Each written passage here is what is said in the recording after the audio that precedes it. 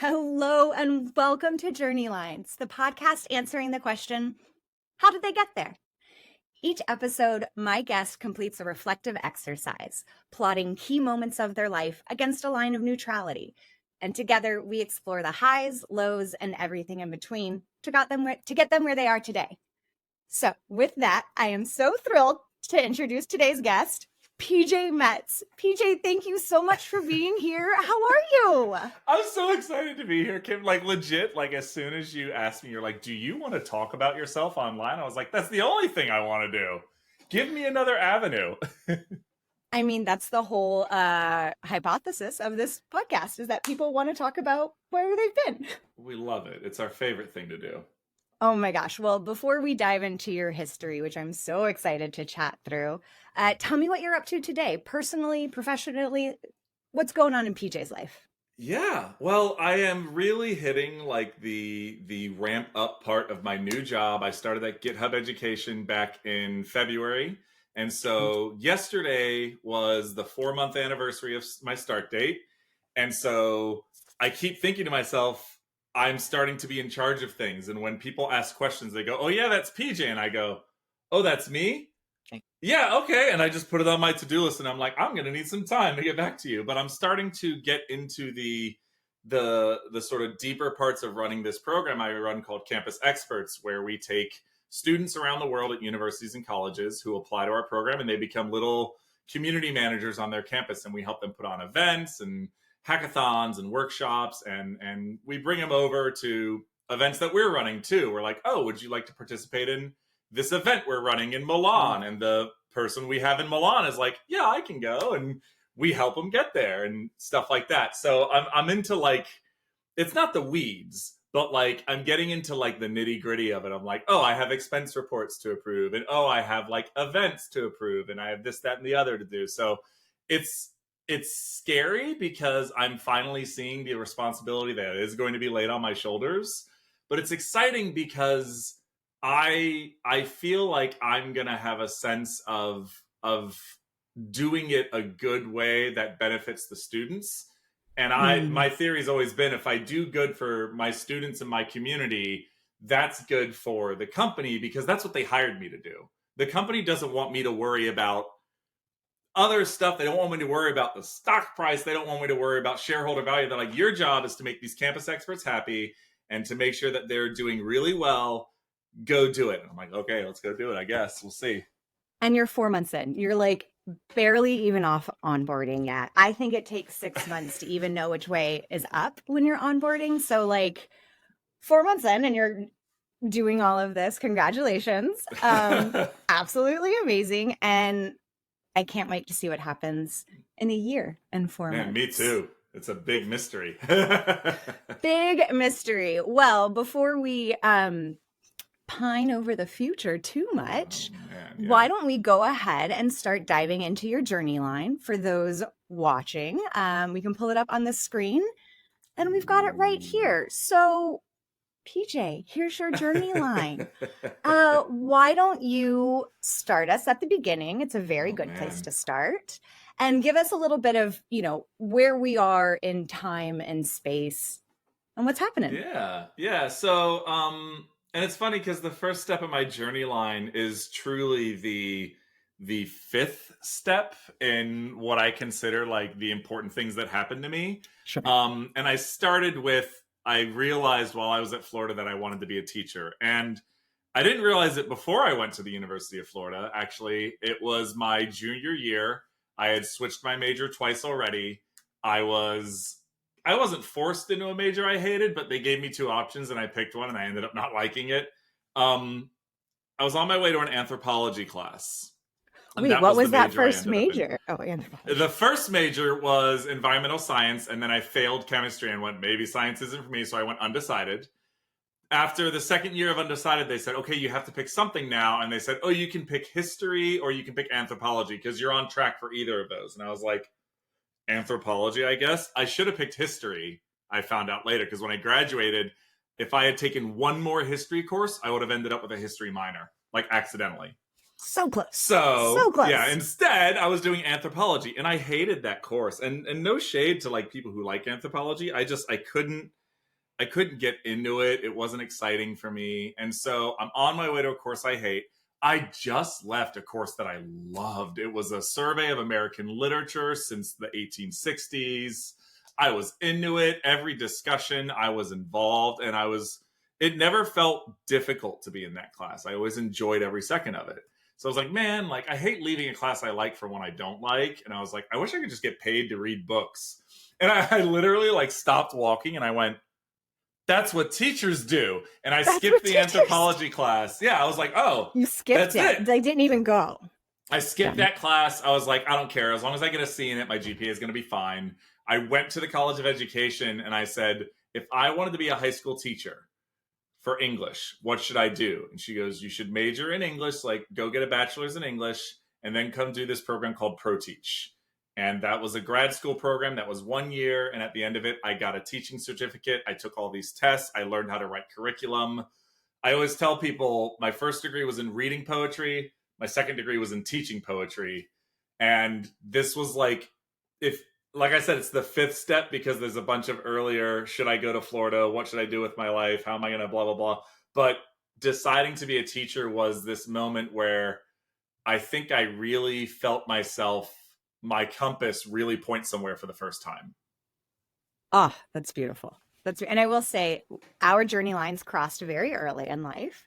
It's true.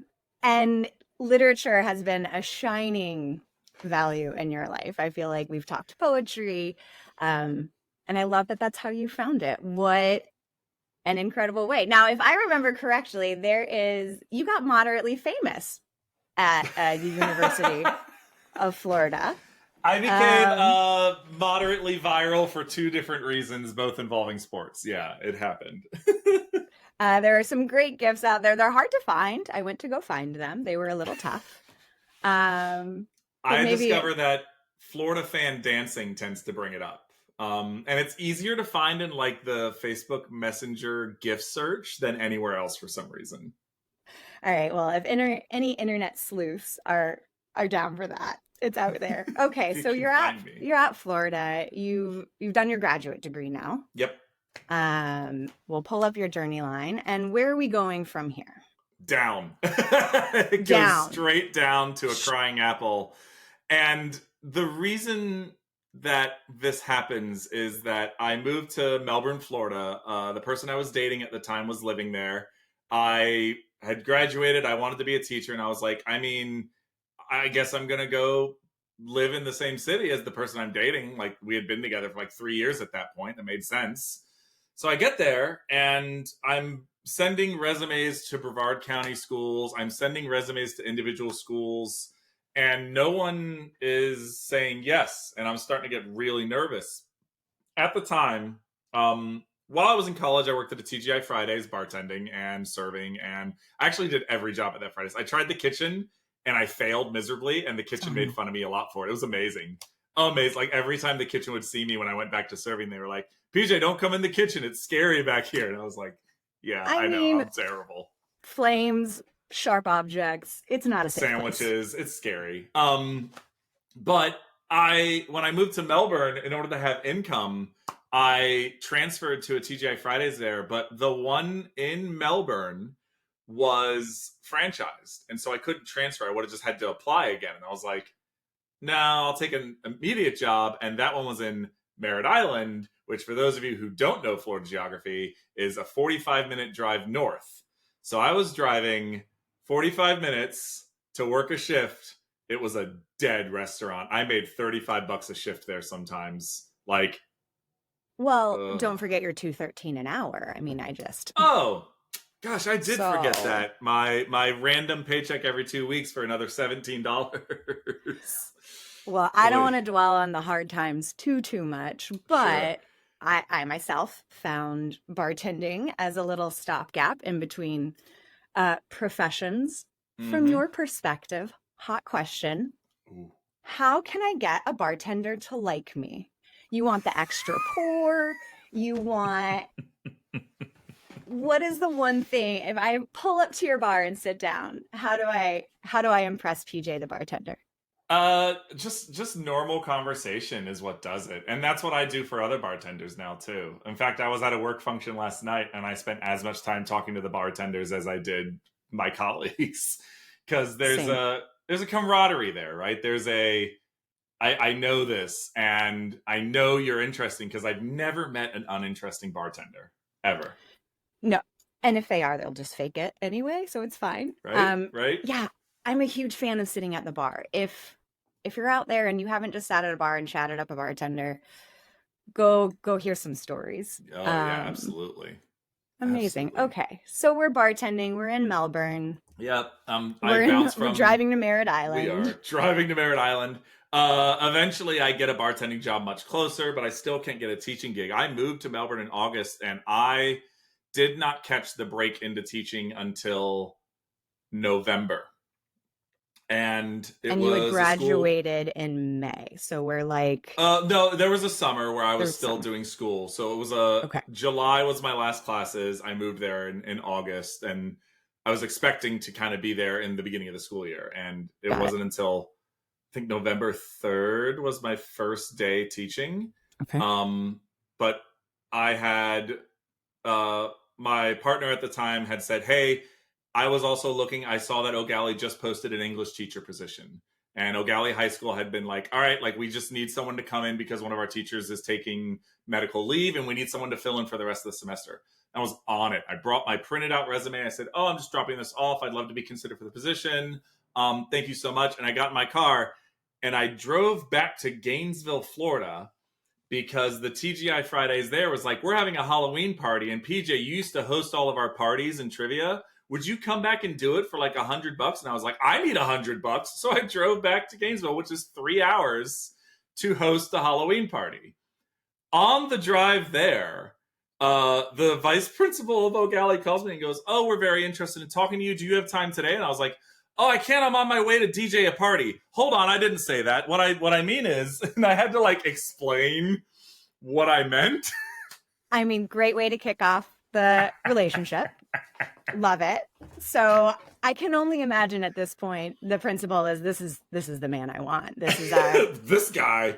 He's DJing Halloween parties. He's perfect for 9th grade English honors. Yeah, he's slinging drinks at bars. He's throwing parties. Come teach English. For sure. It's a natural progression. But yeah, they actually did. I interviewed the next Monday and they said they were interested, and I came in, and that bare foot in the door of you're only here till the end of the semester, maybe halfway through November, just before Thanksgiving, they were like, "Hey, we want to figure out a way to keep you for next semester too." Perfect. That's all I needed. The opportunity to show them that I was serious and I was really going to be good at it. And they were nice enough to give that to me. And really a lot of the rest of my journey is on someone saying, "All right, we'll give you a chance." And I come in and I knock it out of the park. I mean, what more can you ask for when given a chance, right? Mm-hmm. Like that's the whole goal. If you're up at the plate, you got to take a swing. 100%.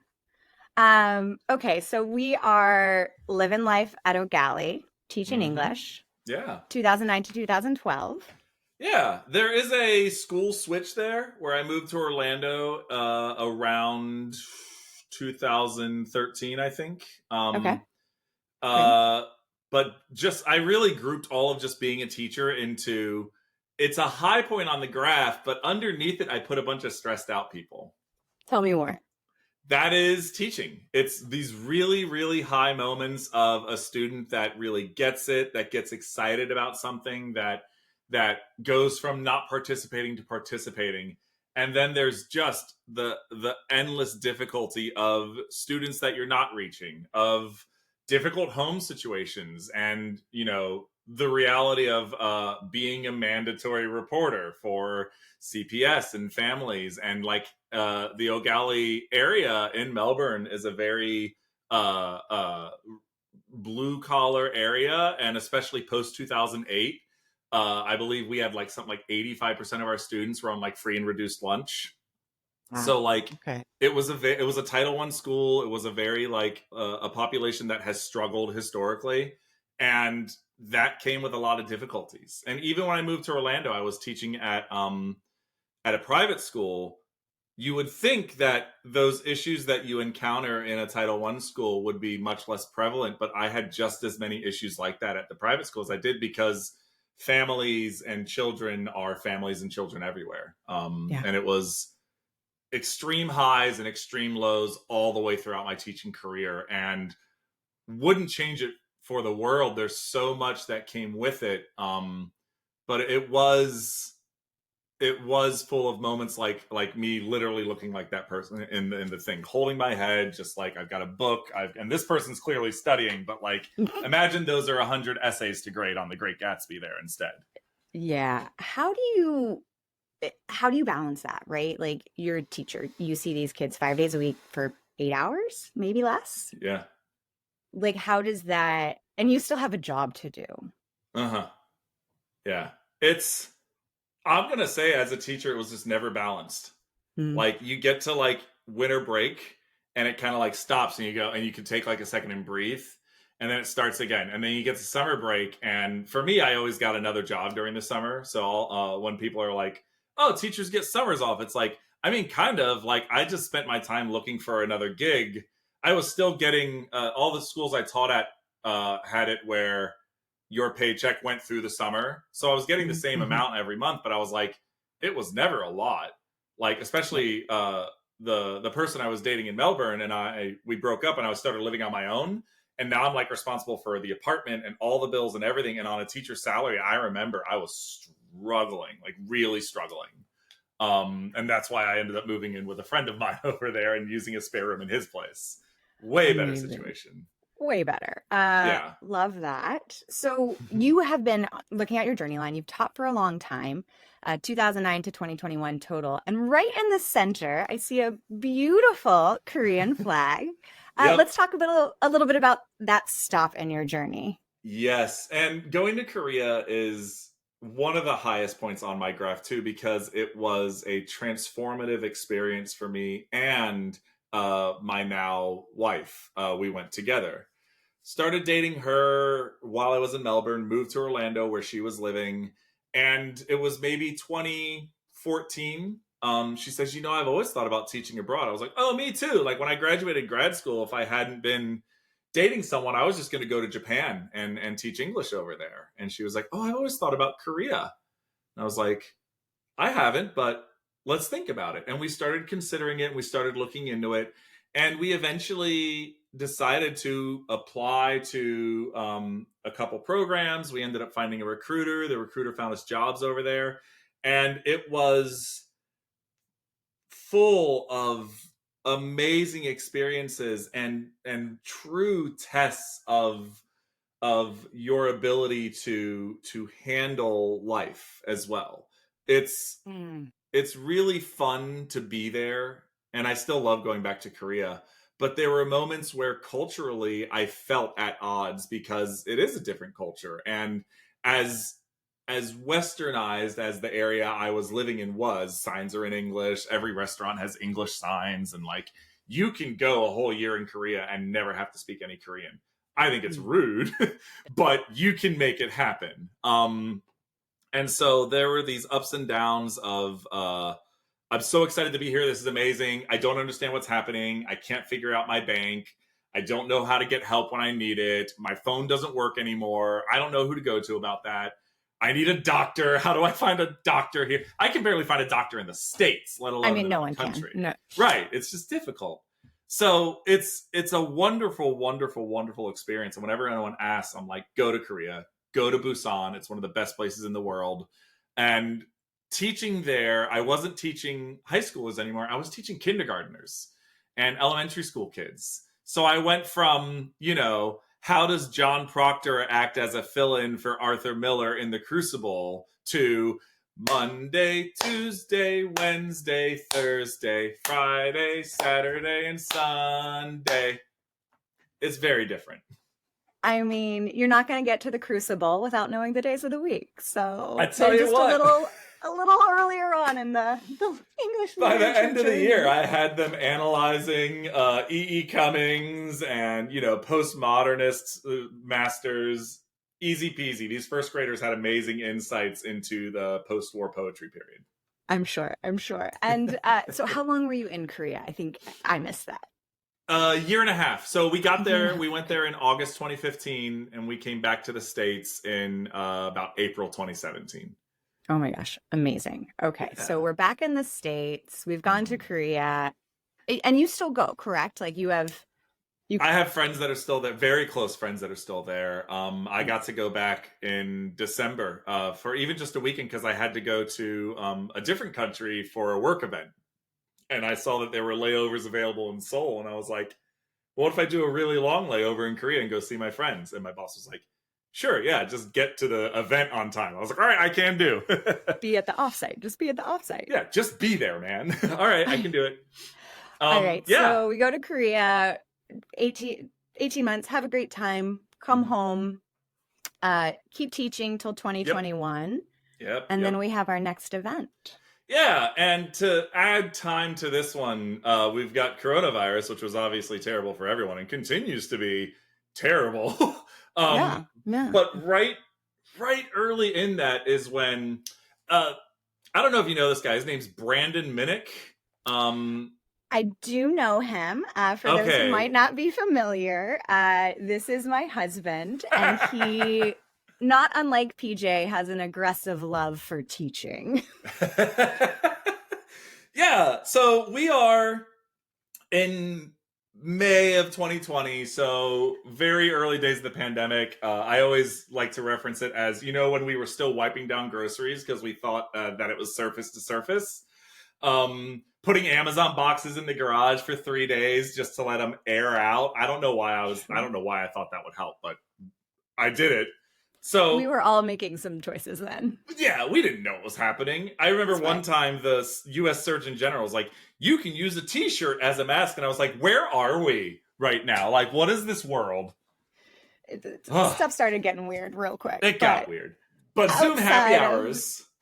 Zoom happy hours became a really big thing. And I think a lot of people can relate of just like, I don't know, it's hour 97 in my house.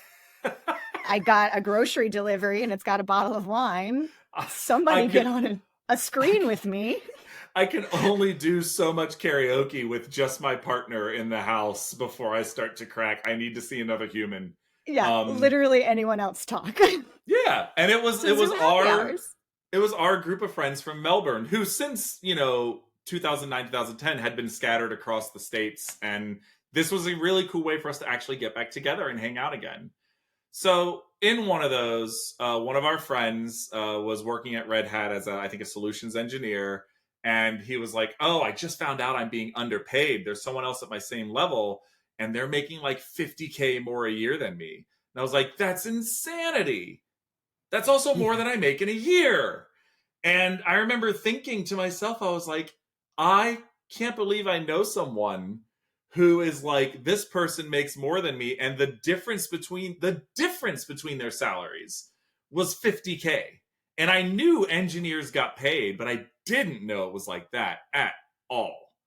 So Yeah, I'm going to take a quick pause here. Just remind everyone teachers are drastically underpaid and massively. transparent compensation is a great practice. Please Please do talk about con- your pay. talk about your pay. So, as someone is talking about their pay, you hear that they are underpaid by more than your salary. What Mm-hmm. happens? I make a big deal out of it. I always saw myself. I was one of like the few, and I know you kind of related this too. One of the few non-engineer, techie type people in that group of friends. A lot of them worked for the same like big engineering communications company, and I always felt not different because our friends are great and super inclusive, but I always felt there was a very different lifestyle between me and my friends. And so it put that in kind of a stark reality. And I made a joke about it because coping. Um, but it did strike me as like a moment where I was like, I don't know that this pay is going to get better. I was teaching in Mm. Florida, 48th in the union for teacher pay. Currently, actually, last place, I think, for teacher pay overall. And I remember thinking that like I felt like I deserved more than that for the work I was doing. And it it didn't hurt because teachers don't get into it for the pay, and that's why on the journey line I put teaching as a work of art at the bottom. But the caveat to that is that Starbucks gift cards can't pay my rent. And I appreciated every time I got a gift card or something from a student, but like, thank you so much for helping my child. They really accomplished a lot this year. Did not pay my electricity. So it felt great and it made me feel really good as a human. And I wouldn't trade it for the world. But I did start thinking, all right, am I going to be able to like retire one day? Am I going to be able to live comfortably? Or do I just do this until I fall over? At that moment when I made a joke about it and I told everyone that's what I made in a year, Brandon speaks up and he goes, you know, PJ, and I don't remember if he did it in the Zoom or privately. It might have been privately. He goes, you know, I do this thing called developer relations. And it's a lot like teaching. Like I'm teaching people how to use a product that my company makes. And I was like, okay, neat. And he goes, great for you, pal. Yeah, super cool. I was like, actually, like it is neat. Like, I'm like, that's great. And he goes, I feel like you would be great at it.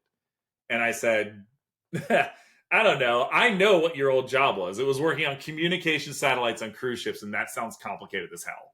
So I didn't think that it was actually possible. I was like, I can't do what Brandon does. He's brilliant. He knows what's up. And he kind of like, he pushed back in a way that not he's a lot aggressive. of friends would. He is. He's like, no. Like, really, here. He goes, here, look, this is what DevRel makes at Microsoft. And I was like, oh, shit, really? And he was like, and I really think you can do it. And I'd love to work with you on that if you like. He literally goes, I got nothing going on this summer. I was like, well, of course I got nothing going on this summer. Reminder, we're in the middle of COVID. No one had anything going on. Nothing. Like barely leaving the house still at this point. You know, this is like pre-mask debates. This is when they weren't even recommending masks. They would just stay the hell home. Yeah, just stay home. And even in the summer, we were just at like circles in the park and you had to hang out. Yes. Oh my God. Like making a circle and being like, all right, you're allowed to hang out here. Yep. Wild. What a time. So y'all had Sundays free? We certainly had Sundays free. We start meeting up on Sundays. He sends me a video of this amazing man from Microsoft called Scott Hanselman, who's like a legend in the C# world and in DevRel and tech in general. And I watched this video and followed along and wrote my first hello world, and it printed to the screen. And I saw that code I wrote did something, and I went, oh, that is cool. Yeah. And I immediately went to watch the rest of the videos in the series, and I come back to Brandon maybe a few days later and I go, hey, do you have like more resources or videos? I finished those. He goes, what do you mean you finished those? I go, oh, I watched them all. And he goes, oh, so you are interested. I go, yeah, man, let's do it. And he agreed that he would meet with me once a week and talk about what I was learning, and I would go and find a resource where I could learn to code. And it is such a flash point in my life that this guy who I only met because I moved to Melbourne, and I was only in Melbourne because I was dating a girl who moved to Melbourne, and I only went to Florida to date that girl because a guidance counselor said, have you considered Florida? And I only met that girl because I was in marching band, and all of that coalesced into a single moment where Brandon says, I think you can be in tech. And it's a straight line from there to having GitHub stuff on my wall and working for GitHub Education, which we'll get to later in the journey. Yeah, we'll get there. Don't skip ahead. Yeah, there's a different Git company first. So you and Brandon spend lots of Sundays coding. Like there were sometimes it was 5 hours we were on a call together working on a website or something. It was massive. For, I want to say, like well over a year.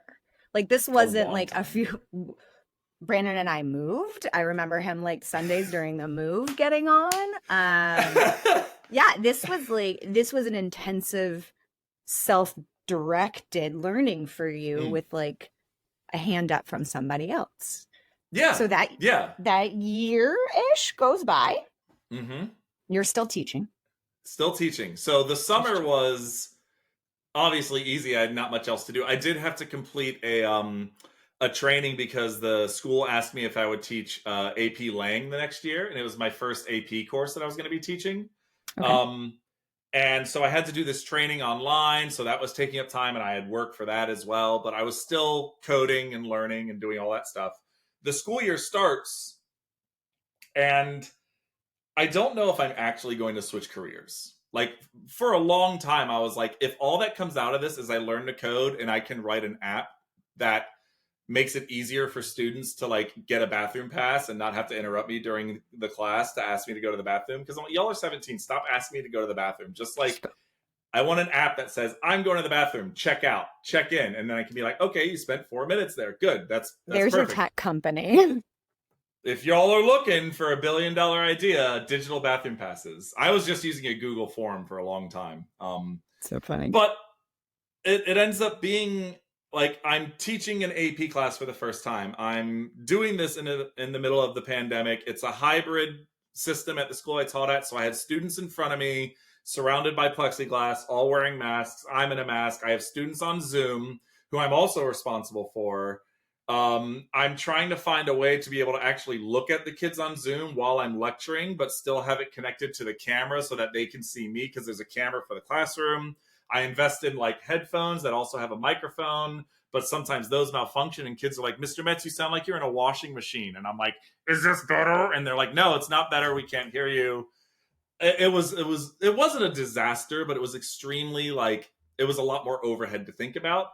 Mm-hmm. And still, it'd be like lunch. I'd go and grab my lunch. I'd sit down and I would open Codecademy and I would work on something. Amazing. And I would just like be like, I don't get methods. This sucks. And I would like mess with it again. And then the bell would ring and I'd be like, God damn. All right. Hi, come in. Oh, rather, hi, come in. Thank you. I mean, and I think you can talk to most engineers. They love nothing more than being interrupted when they're really trying to focus on the flow. Oh, don't interrupt the flow. Okay. So you're teaching, you're getting in some of these lessons, lunch breaks, Saturdays, Sundays. And then Brandon starts introducing me to people. Yeah. And that's what happens. I meet people. Someone online finds me, and this is starting the descent, but it was really quicker than it looks right now. The absolute lowest point on my journey lines. I was introduced to someone on Twitter. Her name's Tessa. She was working at a company called Fast. She was their first DevRel hire, DevRel manager position. And they said, hey, hire someone else under you for docs and like another DevRel. Maybe they can do some stuff for us. And I interviewed with like 4 different people. And eventually I get an offer from them. I call you, actually. You're like the first person to know about it because Brandon was so involved in my journey. And Kim, you were giving me advice as well from like, like really helping me understand a perspective that I had zero knowledge on, just nothing. So I call y'all. I tell you I signed it. I'm so excited. I'm ready. It's more money than I've ever seen in my life. I'd sign it on a Saturday. You celebrate. Oh my God. I think You've told people. I tell everybody. I immediately ordered a bottle of like nice whiskey to send to Brandon to say thank you. I get there to school Monday. I go to my principal, who's someone I had known since like 2012. And I tell her I'm putting in my 2 weeks. She's excited because she knows I've been working towards this. I get home, and at 7 p.m. that night, I get an email from Fast that says they're rescinding the offer. And I'm like, what do you mean? And they're like, we're no longer going to have this position. We're very sorry for any confusion. I was like, I don't know what you mean confusion. I signed a contract. And I remember looking at it being like, is there anything in here about, nope, it's a right to work contract. So it's crushing. Nothing. And I had to tell my wife, I was like, hey, not only is that tech job not happening anymore, I put in my 2 weeks today. And the next day was proctoring the ACT for the entire junior class at the school. Casual. So it wasn't a real day. I had to, like, you can get audited. Like, and I think auditors were there that day to make sure we were doing it correctly. There's very and you're just not in this headspace. This is not. I'm devastated. I'm having to go, the ACT is a test that will assess your ability to read, write, do, and you have to read it verbatim. And I've got a gym full of like 100 students, all 6 feet apart from each other. It was just a very difficult day. And I can't talk to the principal that day because she's stressed about making the ACT work. And so I finally get to her Wednesday, and she's like, I'm like, is there any chance that like I can stay. And she goes, we filled the job immediately because of COVID. We had to have people in the wings ready to take over at a moment's notice. Because of COVID. So you tried to go back I to did. I was teaching. like, You were like, well, and I get that. Like, I think especially in the last few years, unfortunately, we've seen a lot of shitty moves by companies, offers rescinded, layoffs, like these very scary. In your case, I have made a huge life decision. Right. And now I just had the rug pulled out from under me. Yeah. And I want to go back, but I can't. And now it's like, okay, she's like, as agreed upon. She's like, whenever you tell me, the Friday of that week will be your last day. And that's what we agreed upon, like, I think back in like December when I told her I was thinking I might leave early. I was like, I'll try not to. But if an offer comes through, I want you to know that it's a possibility. She's like, all right, that's fine. She was super supportive. She's an amazing principal. She actually is leaving the school this year, and she's becoming the superintendent for the whole diocese there now, and it's fantastic. It couldn't happen to a better person. But she goes, listen, PJ, I know this sucks, and I know it's hard. She goes, I also know you, and you're gonna be fine, and I really know that. And I was like, thank you, and I'll do my best. And that Friday was the last day of the third quarter. My first class of the day was AP Lang. They come in. I'm like, all right, we need to look at the rest of the quarter. We got AP tests coming up in 3 months. After that is finals. The rest of this quarter is one big project. All right. And I laid out the project, and there's like 10 minutes left in class. And I go, and by the way, today's my last day. And there was like an audible like gasp in the room. A couple kids cried. They were like, what do you mean you're leaving? And I was like, look, I get it. It's AP. It's scary, but like, y'all are going to be fine. And that's down there is offer rescinded, but also like, I felt awful leaving school, and I didn't have the, but I'm leaving for something better. I also couldn't really say the truth because I was scared of some kind of like backlash from FAST. Like, I didn't want to go and I didn't want to tell everybody that they'd rescinded it, because I was like, well, then what if word gets around in tech that I badmouth people, and what if they're mad at me? And like, I was like, okay, so I'm just going to say I'm leaving teaching because I've been learning to code, and I really need to focus on that in order to be successful. And I'm very sorry, but I am going to leave. And that was my story. And then you get in. Man, did I coming home that Friday, I think my wife was like, look, just take the weekend. We're going to hang out. We're going to chill. And on Monday, you can get started. I was like, yeah, sure. And Monday, I just started throwing applications everywhere I could. I took like a technical writing course because I was like, at least it'll prove that I can be a technical writer if I need to. Like, that felt like a more natural, maybe someone wants a great writer to help out. I was applying to junior developer roles, senior developer roles, junior dev roles, I applied to a staff dev role one time, nowhere near qualified for it. I was like, but maybe they see me and they're like, oh, maybe he could come in and learn something. I don't know. Like, it wouldn't be staff, but it'd be something. Just throwing applications everywhere I could, meeting people online, cold reaching out to people. In that time, my other mentor that Brandon introduced to me, Chloe Condon, she started reaching out to her network as well. And her and Brandon are both going, hey, is anyone hiring? Is anyone looking for a new dev role? I got this guy. And they just start sending me introductions. You should meet this person. You should. And I just say yes to everything. Smile everything. And say yes. Smile and say yes. I got an interview one time. They were like, it's Web3. I was like, oh, blockchain, neato. And they're like, yeah. Like, what do you know about it? I go, not much yet, but I'm going to know a lot real soon. Yeah. And you and Chloe, I recall, had a podcast with the sole intention of getting rid of the podcast. Yes. It was called The Show Must Go Off, and then in parentheses, The Air. And the goal was to cancel the show, but we could only cancel the show once I got a job. And we started it in like November the previous year, but it was half tongue-in-cheek, half real. But we were very specifically talking about like reading job applications or reading job descriptions together, building skills, showing off what we're making, and this, that, and the other. And when we got to, it was March 5th. No, I forget. It was March. And now the show must go off the air is very serious. I'm like, no, I need a job now. We got to do it. Meeting people, everything I can do, whatever I can make happen.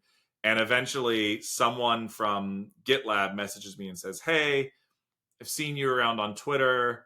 I looked you up and looked into your background. And we have this position called education evangelist that we're opening up here.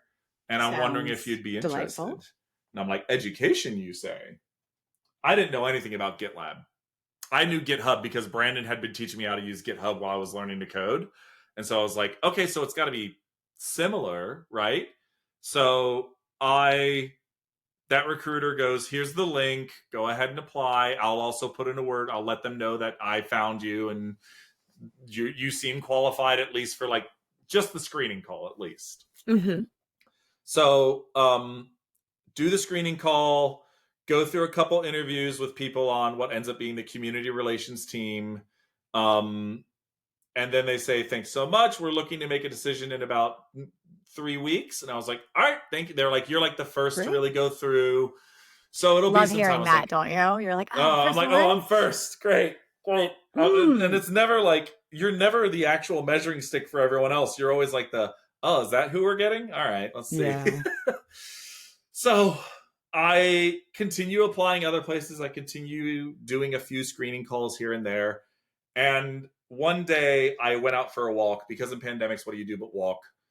I went out for a walk and I stopped by a Dunkin' Donuts near me. And this Dunkin' Donuts was more chaotic than any other Dunkin' Donuts I've ever been to. But I noticed the chaos and I was like, are y'all hiring? And the lady behind the counter goes, seriously? And I was like, yeah, I'm kind of between jobs right now. And I'm getting to a point where I'm about to start losing money. Like I did the math and the break even point for my wife and I was like, I want to say mid-May-ish, early May. Yeah. And so I was like, okay, like we're going to start eating into savings now. So I need something, even if it's just bringing in like $600 a month. Just something to keep us going. Yeah. I'm like, I can handle the grocery bills if I can get $600 a month, you know? And so I did. I picked up an application at Dunkin' Donuts. I continued on my walk. And while I was on the walk, I got an email from GitLab that said, congratulations, we'd love to have you join our team. And I lost my mind. So begins a new journey. And then at the same time, I'm like, are they going to rescind it too? Terrifying, right? Like, are they going to realize that I'm a mistake? Once bitten, twice shy. Man, absolutely. But they didn't. They prominently displayed on your journey line. Yeah. If not with a quick ending. It was fantastic. It still feels like they gave me a chance. Yes. That's what it was. And it does. I loved my time there. It was fantastic. I met a lot of really important people to me personally and professionally, but they did layoffs in February of 2023. So I started GitLab in May 2021. Yes, because my first Hello World was 358 days before my first day at GitLab. Great. Totally so normal you're at trajectory. GitLab until these layoffs. Layoff bug. A lot of us have been bitten since 2020. But then... And it was shocking, but literally the same week, a former colleague at GitLab reaches out and goes, hey, I'm at this company called Project Discovery. It's cybersecurity. And I had actually been talking to him about when he left for this company the November prior. And I was like, I'm so excited for you, man. And he was like, security is going to be a big deal soon. And shortly after that, GitLab changed their slogan from the DevOps platform to the DevSecOps platform. And they were like, we need to start talking about security. And everyone around me started talking about security all of a sudden. I was like, this is important. So I started reading more about it. And I was like, oh my God, like, yeah, this is going to be a big deal. So he reaches out to me and he goes, look, there's a lot of work here and I need a community manager. While I was at GitLab, I took a course from a group called the C School, all about community management. Cool. And he was like, I remember you took a course. Would you be able to do community manager? And I was like, yes. And so yes. Smile and say yes. Yeah, absolutely. And except this time I actually was confident that I could do it because I was like, I did learn about this one at least. It's way better than being like, yeah, I know what DevOps is. And I did not. So he says to me like a few weeks later, he goes like, yeah, you're in. Like, let's do it. And so I had severance from GitLab and a new job that started like barely a month later. And I was like, this couldn't have gone better. And that's why it's like vertical. Perfect. Like it happened almost the exact same time, layoffs and getting that job.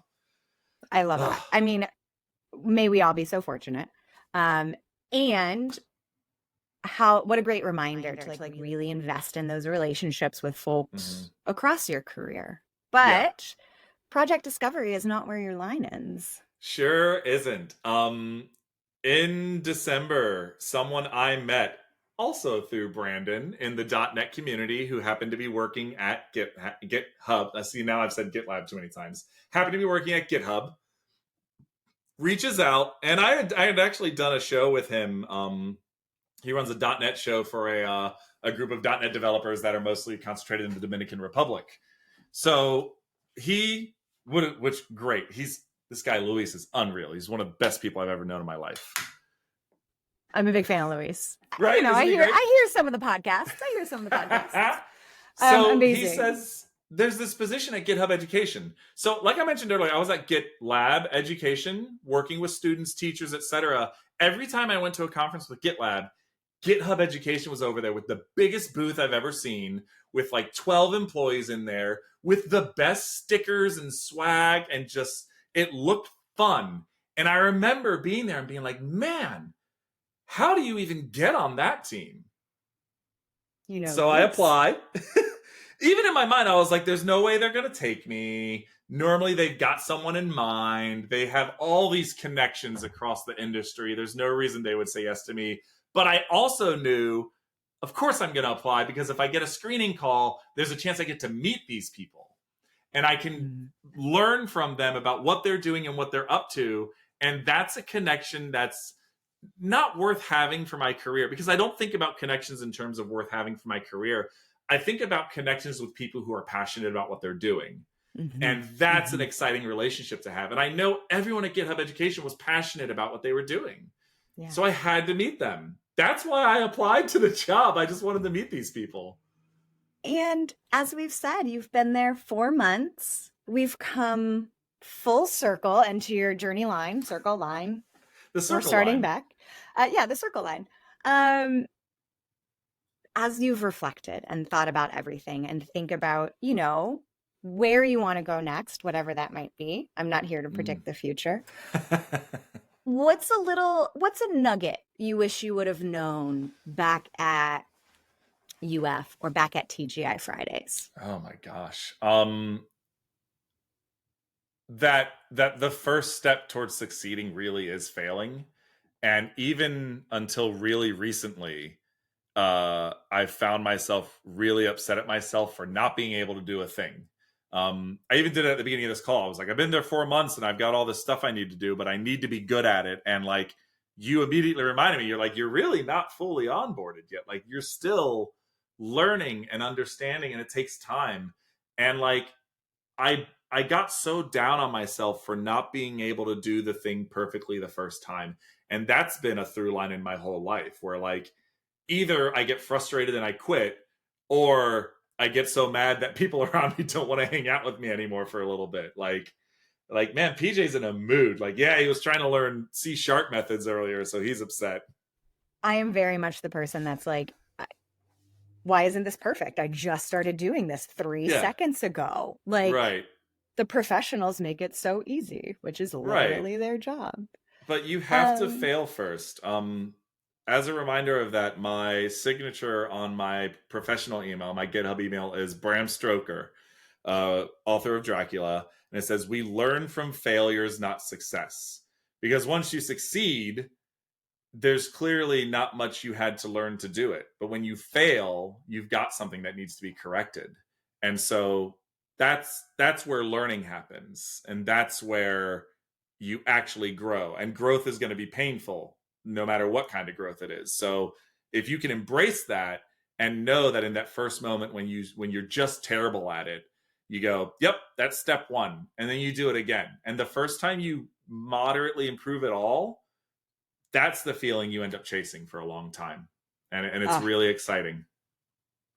That is Beautiful. PJ, thank you so much for joining me. Thank you so much for walking us through your journey line. For our listeners, check out the show notes. You can get a link to PJ's journey line and explore it with him as we talk through. Have a wonderful day, and I can't wait to see what your future holds. Kim, thank you so much for having me. Bye, y'all. Bye.